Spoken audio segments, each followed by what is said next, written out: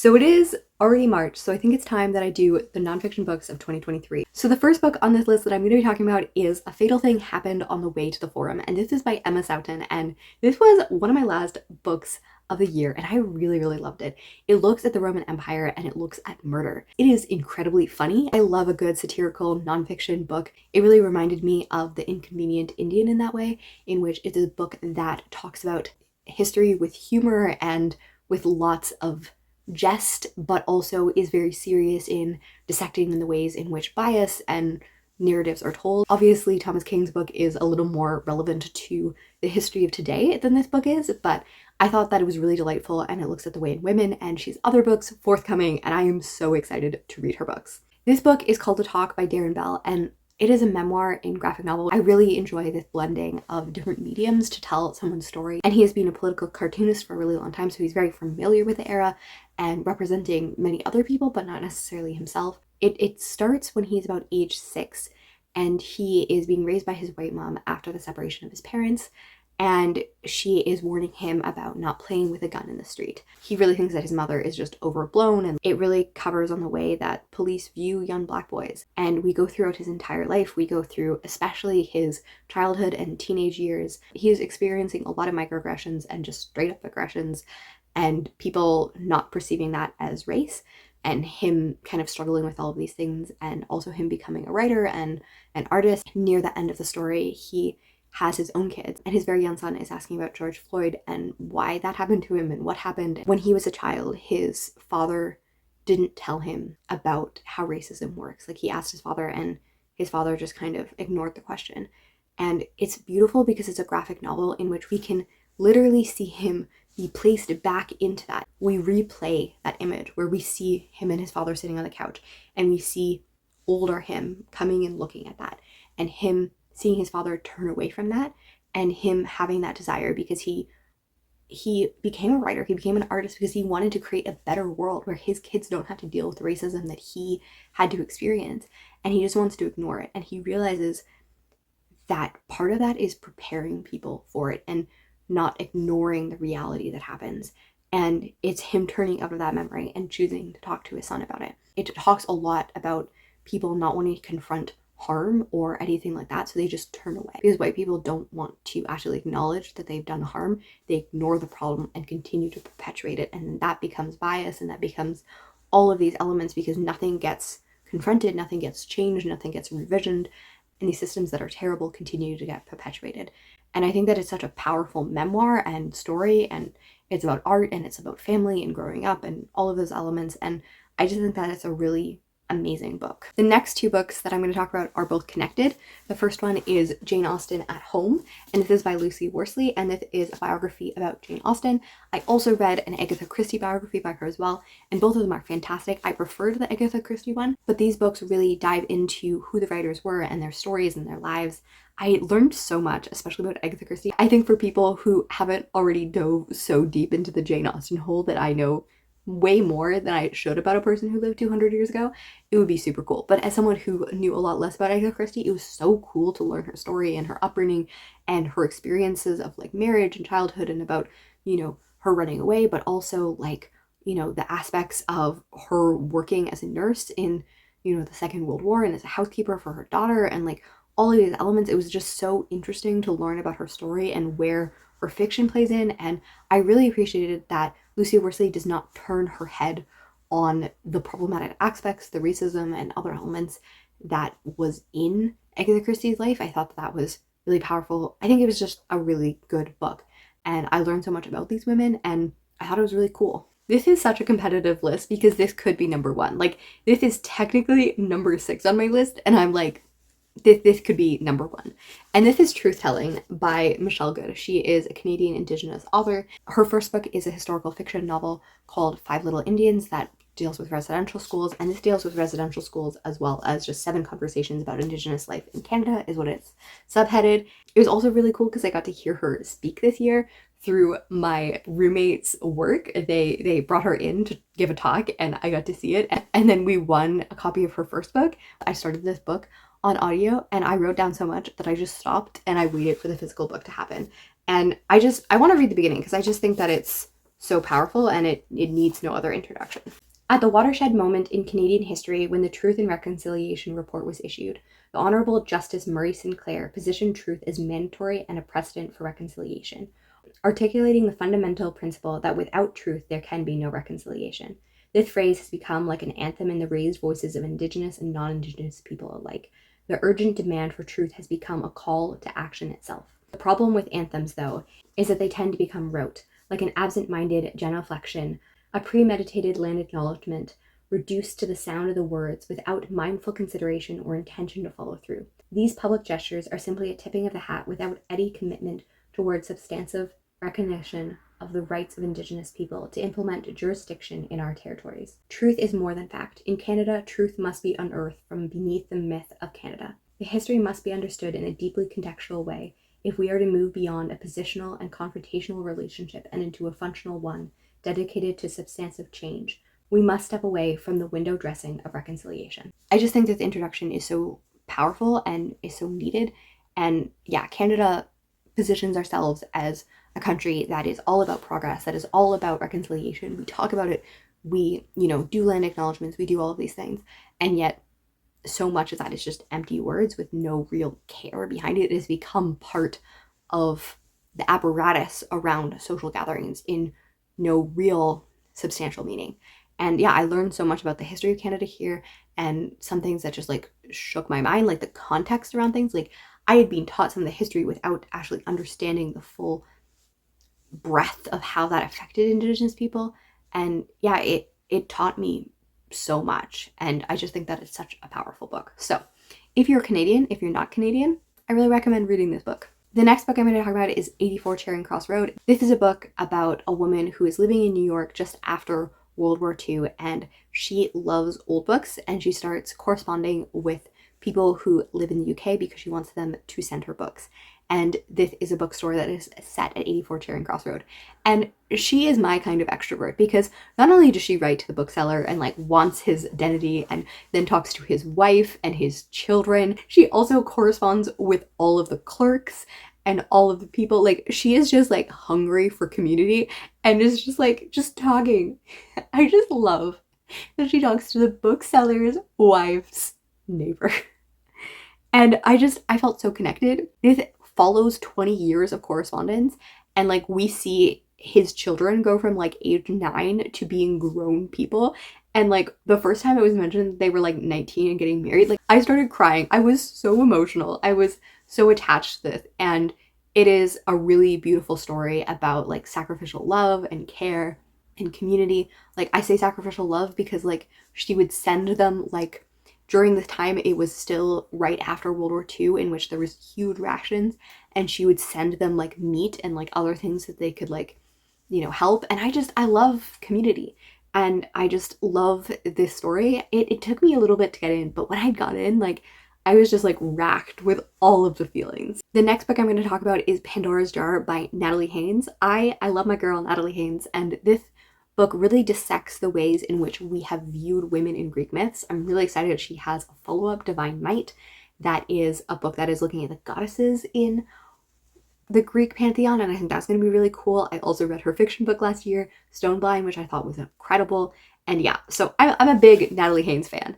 And yeah, she is a woman who, just looks at all of these stories, looks at all of these aspects, and then talks about how that has reverberated throughout the centuries.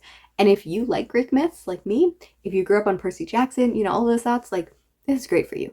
Even if you're not the biggest like Greek person, like I think that this is really cool because so much of this, like whether it's Pandora, whether it's all of this, is so ingrained in the way that we see culture. So I think it's just so cool. Another book that could definitely be at the top of my list is The Anthropocene Reviewed by John Green. He's definitely one of my favorite authors as a person. I just think that he is so incredible, and I think all of his books have made me cry. This book made me cry so much.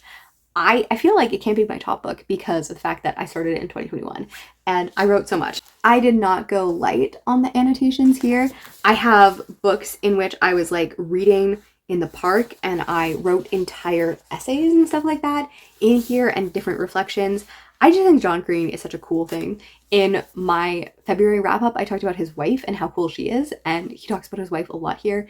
And yeah, I just think that it's so cool to see their relationship and the ways in which they have art and the ways in which they inspire each other. And this is a memoir of sorts and a conversation in many aspects. He does it in the artifice of reviewing in the ways of a 5-point scale. There's a beautiful essay that was originally on the art assignment, and it talks about 3 farmers going off to war in 1914, and they're going to a dance, but in about a month's time, World War I is going to start, and at least 2 of them, if not all of them, die. And it's about like being on that precipice of change. And there's this beautiful one about the Salt Lakes. He talks about him and his wife and how when they first met, they were in this 2-person book club, which if you ever need to know if you're in love, ask if you're in a 2-person book club, you know? And he talks about how there's a quote in that about how loving someone is not about owning them, but having another contender in the room, which is something that I quote to everyone who is in relationships and when I talk about my own love, because I just think that's so beautiful, the idea of not wanting to own someone, but to have someone who will always be there beside you and sharpening you, but also encouraging you, and how so often love is in the third thing. Another thing that I just quote from John Green all of the time. And the idea is that we who love each other, whether it's our family, whether it's friends, whether it's our lovers, we so often don't look them in the eye directly. Like we do that in really intimate moments, but generally we are standing or sitting side by side looking at something, and how beautiful that is, and how as we love each other, we take on the things in each other's lives, and we do that, and those passions and those joys really unite us and bring us together. And can you tell that I really love this book? Like, some people call it pretentious, and I just go, you did not spend enough time listening to this book and like authenticness. And I know that I have a parasocial relationship with John Green, but I think it's a powerful book even if you don't. I know my friends who read it who don't have that and did love it. So yes, definitely one of the best books that I've ever read. The last 2 books are both Canadian books that I adore so much. The first one is called Underground Railroad, Next Stop Toronto. I love this book and I spent so long reading through it. And there's a permanent exhibit that I need to go to that's only like an hour away. I really should go. But this looks at the Underground Railroad and its experience in Toronto, but it mostly just looks at Black Torontonians and people in Southern Ontario in general throughout the 1800s, from like 1801 to 1899. And it's so cool. I love personal history, and this is like a lot of personal history. Like, it's partly looking at like people's houses and stuff like that, but it's looking at records, it's looking at diaries, it's looking at all these counts, and it's so cool to learn about these people. And in the time before the Civil War, like 20% of Toronto was Black, and like they're like almost all the shopkeepers, and like Great Britain outlawed slavery in 1820-ish. So like throughout a lot of that time, like, you know, it was a free space.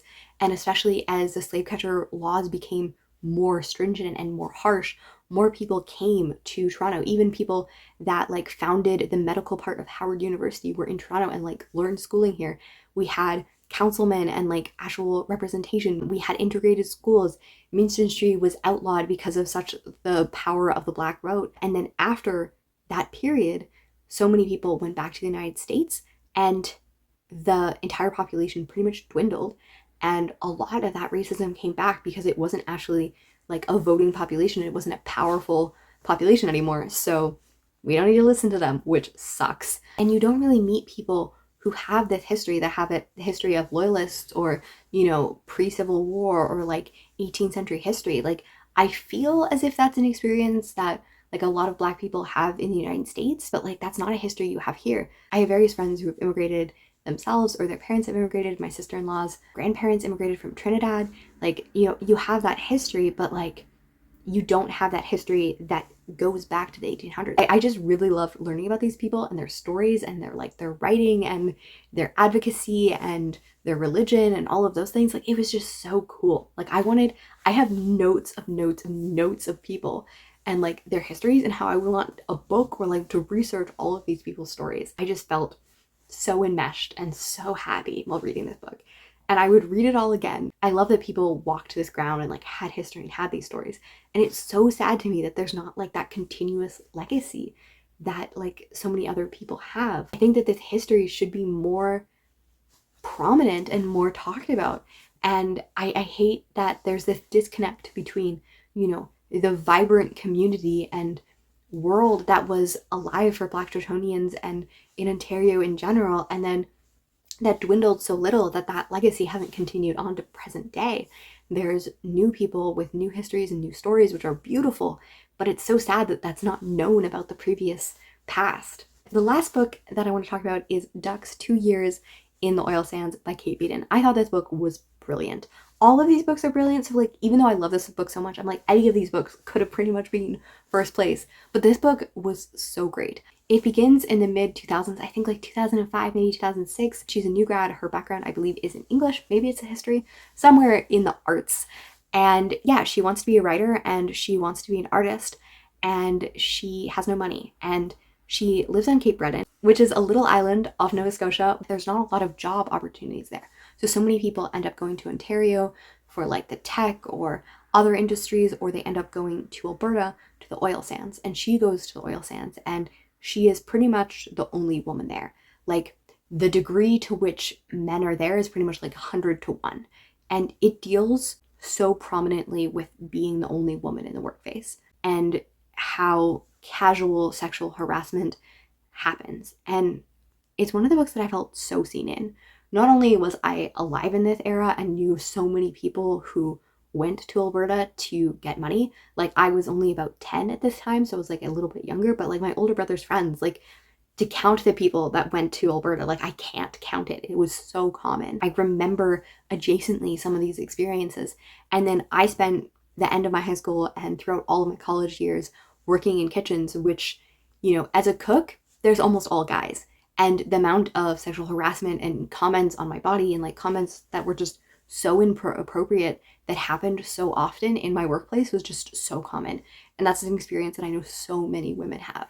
And it's just, it presented it so realistically, like, and it's so hard to talk about it, and it's so hard to like have all these aspects. And I just thought it was so powerful. It also deals with so many other various topics so well, and it deals with environmental issues and the effects of the oil sands and, you know, like poverty and the experiences of families and that separation and stuff. But the experience of like having something that just is so common but so little spoken about, it just felt so powerful to see that.